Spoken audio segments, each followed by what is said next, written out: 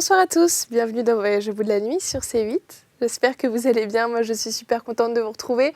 On va continuer ce soir le roman de Oscar Wilde, Une maison de grenades. C'est un recueil de contes qui en comporte 4. Le jeune roi, l'anniversaire de l'infante, le pêcheur et son âme. Et l'enfant du roi. Alors nous, on a déjà lu ensemble Le jeune roi. N'hésitez pas à retrouver ces émissions en replay. Et cette fois-ci, nous allons continuer, on a juste commencé le début, de l'anniversaire de l'infante. C'est le 2e conte. Encore une fois, derrière, il y a toujours une visée morale, philosophique. Bon, vous allez me dire, oui, c'est le principe des contes. Mais la différence, c'est que ces contes ne sont pas comme tous les contes, à savoir, ils vécurent ensemble et eurent beaucoup d'enfants. Non, là, il y a quelque chose de beaucoup plus ironie, parfois noir, un petit peu la plume de la marque de fabrique de Wilde. Alors pour vous rappeler l'intrigue, c'est l'infante d'Espagne, elle fête ses 12 ans. Et en ce jour exceptionnel, le roi lui a accordé la permission de jouer avec tous les enfants de son choix, pas seulement les enfants qui avaient son rang social. Et du coup, même avec un soi-disant affreux nain qui fait beaucoup rire les enfants, mais qui ne sait pas encore le prix à payer pour cette soudaine attention qu'on lui porte. Donc c'est un conte empreint d'une certaine mélancolie. Je vous laisse découvrir ce conte avec moi tout de suite. Je vous souhaite une belle nuit sur C8 et n'hésitez pas à me dire ce que vous en avez pensé avec le hashtag VVN.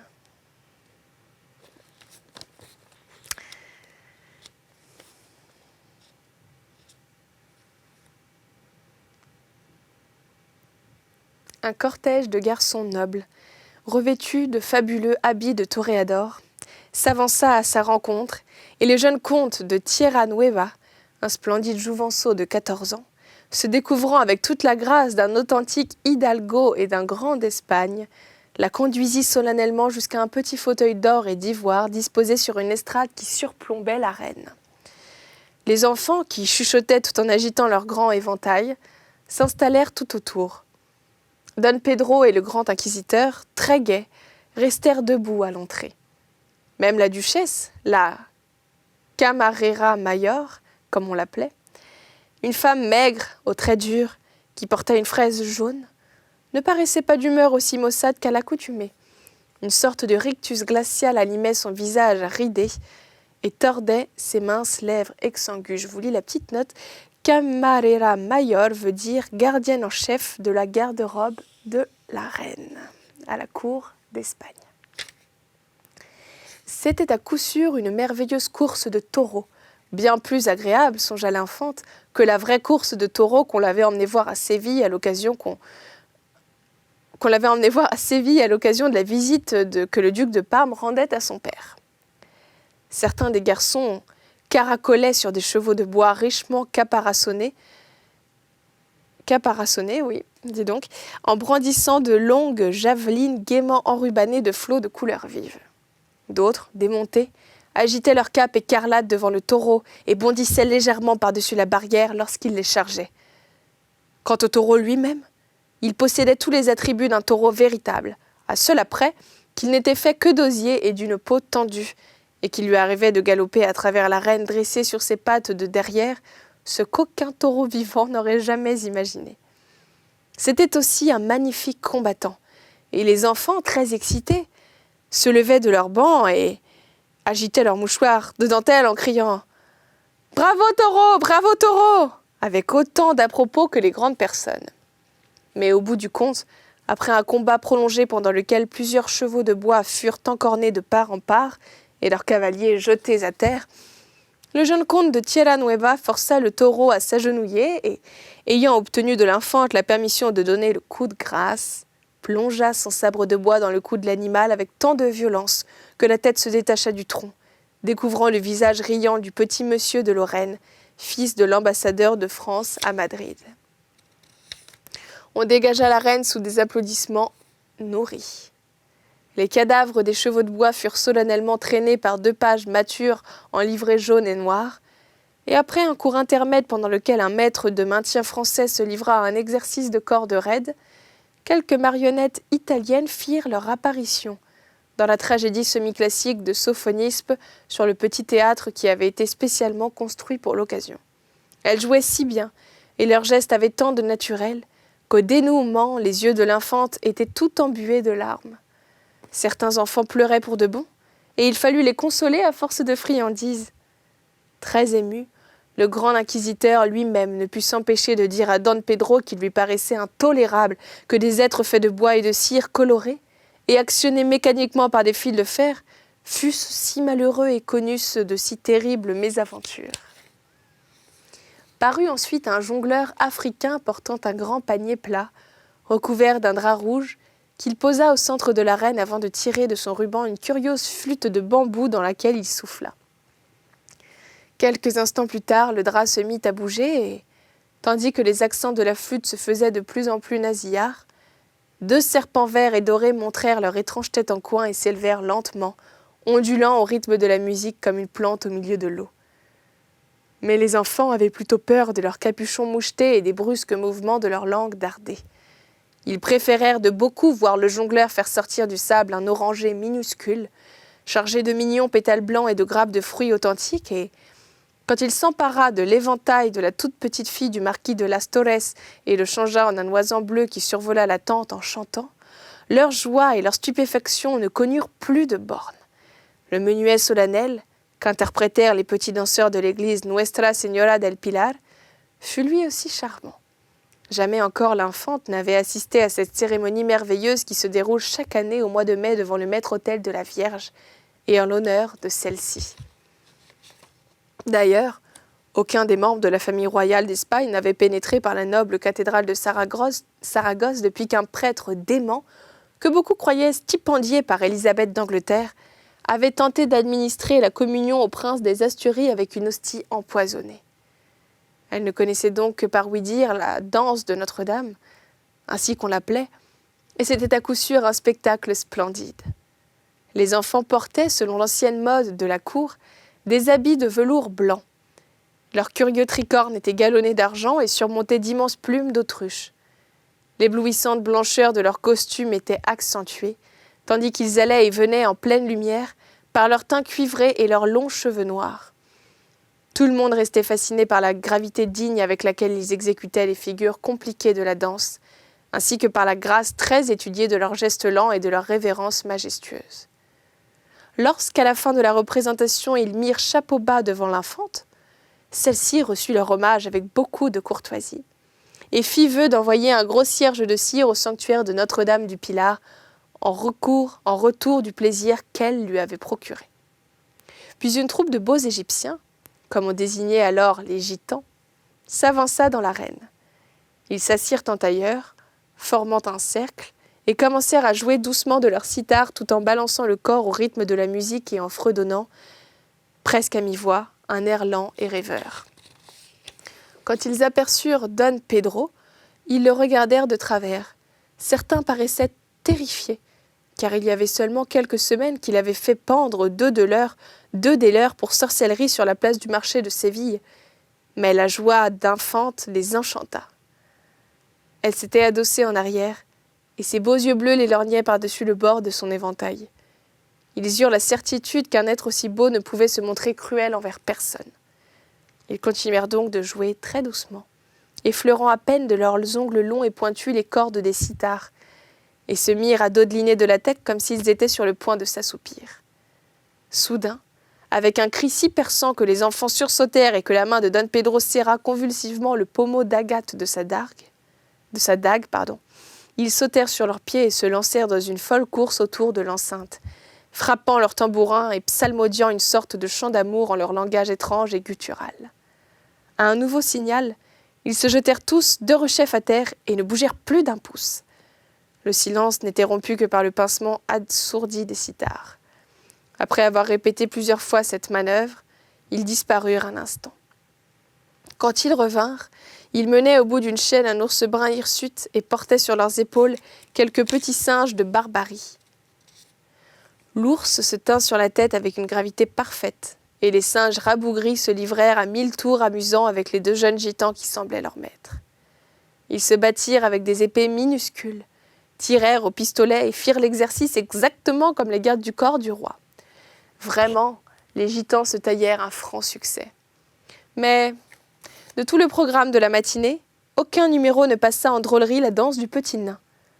Quand il pénétra dans l'arène de son pas mal assuré, chancelant sur ses jambes torses et dandinant de tous côtés sa grosse caboche difforme, les enfants poussèrent des hurlements de joie.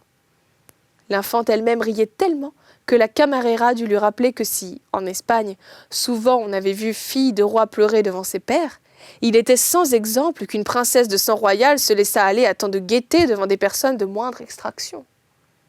Mais le nain était tout bonnement irrésistible. Même à la cour d'Espagne, connue depuis toujours pour cultiver la passion de l'horrible, on n'avait jamais vu de petit monstre aussi fantastique. C'était en outre sa première apparition. Il n'avait été déniché que des nobles qui étaient allés chasser dans la partie la plus lointaine de la vaste forêt de chênes-lièges qui entourait la ville et l'avait ramené au palais pour faire une surprise à l'infante. Son père, un pauvre charbonnier, avait été trop heureux de se débarrasser d'un enfant aussi laid et aussi inutile. Ce qu'il y avait en lui de plus amusant, peut-être, c'était qu'il ne se rendait absolument pas compte du grotesque de son apparence. Il semblait, à la vérité, fort satisfait et débordait d'entrain. Les enfants riaient-ils ? Ils riaient avec autant d'insouciance et de gaieté qu'aucun d'entre eux. À la fin de chaque danse, ils s'inclinaient de la façon la plus comique devant chacun des enfants, souriant et hochant la tête comme s'il avait vraiment été des leurs et non un petit être difforme que la nature, par plaisanterie, avait façonné pour l'amusement d'autrui. Quant à l'enfante, elle le fascinait complètement. Incapable d'en détacher ses yeux, il paraissait danser pour elle seule. Et quand, à la fin de la représentation, se souvenant d'avoir vu les grandes dames de la cour jeter des bouquets à Caffarelli, le célèbre sopraniste italien que le pape avait choisi dans sa propre chapelle et dépêché à Madrid, pour tenter de guérir la mélancolie du roi pour la douceur de sa voix, elle retira de sa coiffure la magnifique rose blanche et, un peu par jeu, un peu pour agacer la camarera, la lui jeter à travers l'arène avec son plus doux sourire.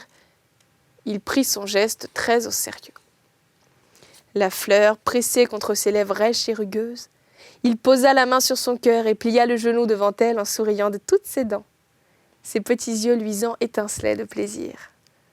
La gravité de l'infante en fut si troublée qu'elle riait encore longtemps après que le petit nain eut quitté l'arène et qu'elle s'ouvrit à son oncle du désir qu'elle avait de voir la danse répétée séance tenante.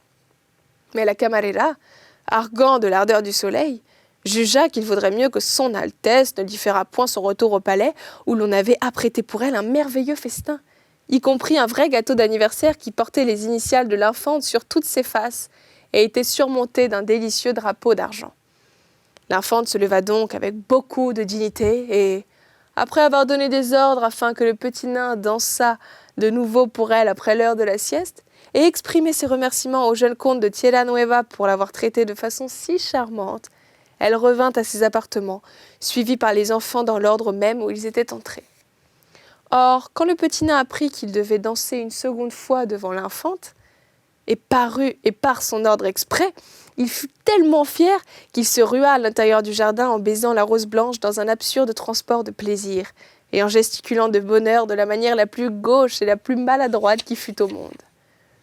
Les fleurs s'indignèrent fort de l'audace avec laquelle il avait envahi leur magnifique demeure, et lorsqu'elles le virent cabrioler par les allées et agiter les bras au-dessus de sa tête de façon si ridicule, elles ne purent brider plus longtemps leurs sentiments.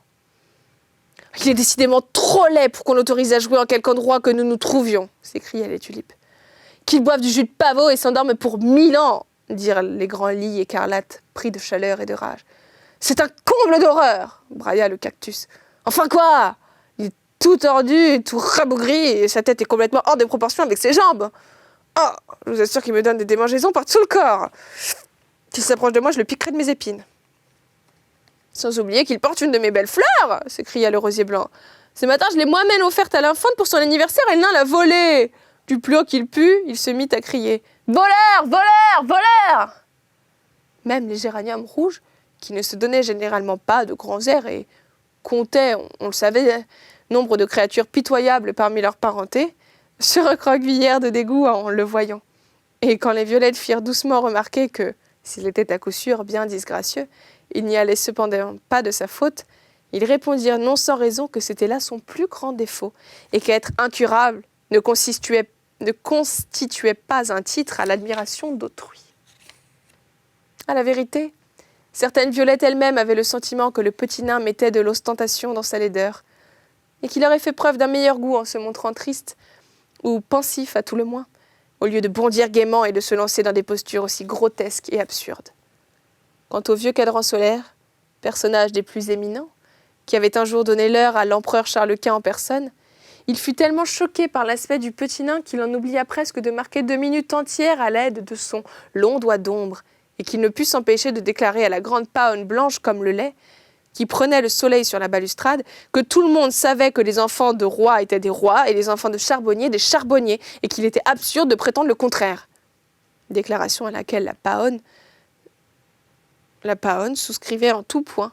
D'ailleurs, elle se mit à crier « Absolument! Absolument !» d'une voix si forte et si criarde que les poissons rouges qui habitaient dans la vase du jet d'eau jaillissant et frais sortirent la tête de l'eau pour demander aux immenses tritons de pierre ce que diable se passait là. Mais, chose étrange, les oiseaux l'aimaient à leur façon.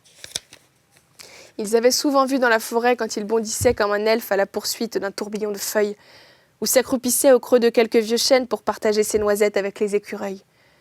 Sa laideur ne les gênait pas le moins du monde. Après tout, le rossignol lui-même, qui la nuit chantait parfois si suavement parmi les orangers de la lune, se penchait pour l'écouter, n'était pas une beauté non plus. Et puis il avait été bon pour eux lors de cet hiver horriblement rigoureux pendant lequel les arbres ne portaient pas de baies. Le sol était dur comme fer et les loups, en quête de nourriture, rôdaient jusqu'aux portes de la ville. Pas une fois il ne les avait oubliés, leur abandonnant toujours les miettes de sa pauvre miche de pain et partageant avec eux son maigre déjeuner du jour. Aussi voltèrent-ils tous autour de lui, effleurant tout juste ses joues au passage tandis qu'ils jacassaient entre eux. Le petit nain en fut si touché qu'il ne put s'empêcher de leur montrer la magnifique rose blanche, ni de leur dire que l'infante en personne lui en avait fait cadeau parce qu'elle l'aimait.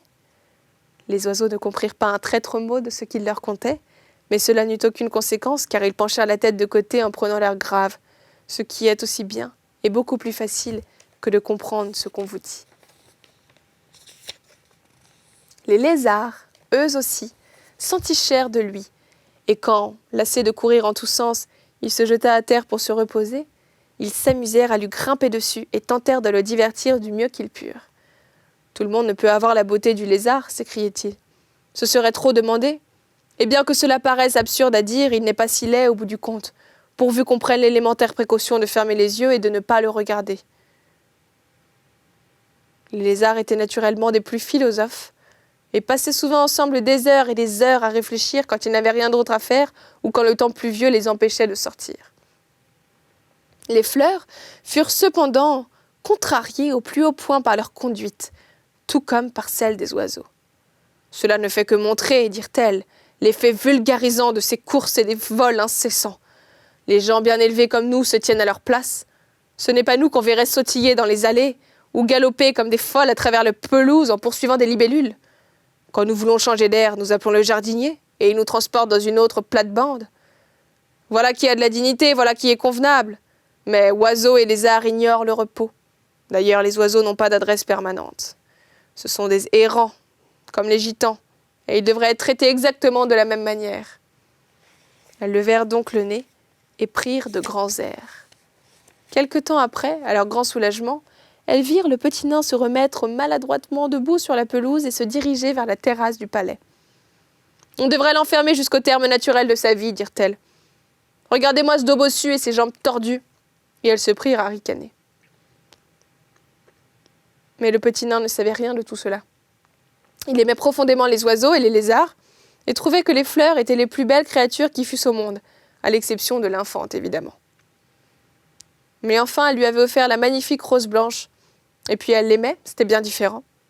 Comme il aurait voulu rentrer avec elle, elle l'aurait installée à sa droite, lui aurait souri, et jamais il ne l'aurait quittée. Il aurait fait d'elle sa compagne de jeu et lui aurait appris 1000 tours délicieux.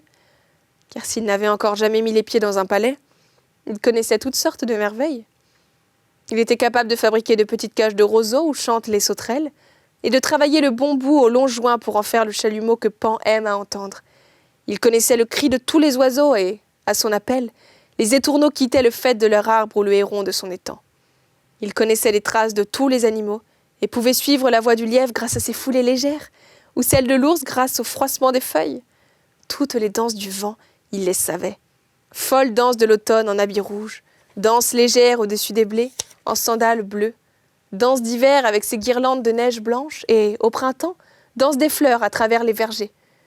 Il savait où les pigeons ramiers bâtissaient leur nid, et un jour qu'un oiseleur avait attrapé leurs parents, avait lui-même élevé les oisillons pour lesquels il avait construit un petit pigeonnier dans le creux d'un énorme écimé. Ils étaient tout à fait apprivoisés et venaient chaque matin lui manger dans la main. Elle les aimerait, et aussi les lapins qui détalaient parmi les hautes fougères, les geais avec leurs ailes couleur d'acier et leurs becs noirs, les hérissons qui se roulaient en boules hérissées de piquants, et les grandes tortues sages qui rampaient avec lenteur en remuant la tête et en grignotant les jeunes pousses. Oui, il fallait qu'elle vînt jouer avec lui dans la forêt.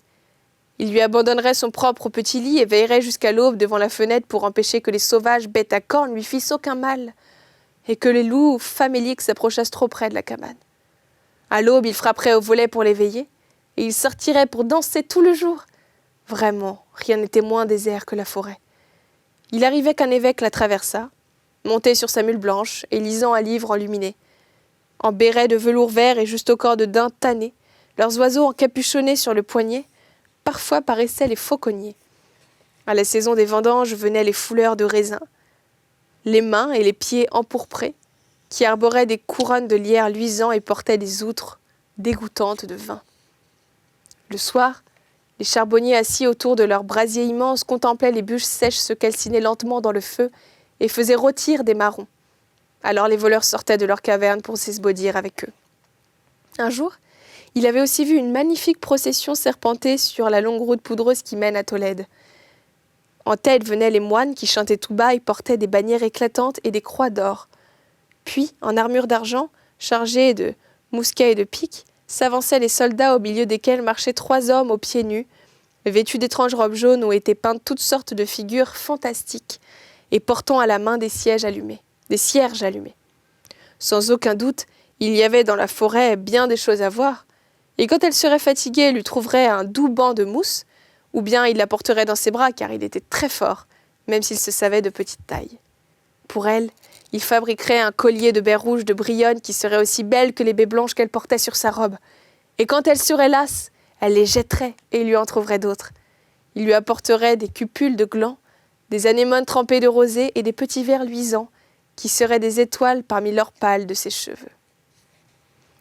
Voilà, c'était un conte d'Oscar Wilde, l'anniversaire de l'infante. Si vous venez de nous rejoindre, n'hésitez pas à retrouver les 3 premières lectures de ce recueil qui s'appelle La Maison de Grenade en replay. J'ai passé un très bon moment avec vous. Merci de m'avoir suivi et n'hésitez pas à rester puisqu'on va continuer tout de suite cette lecture ensemble.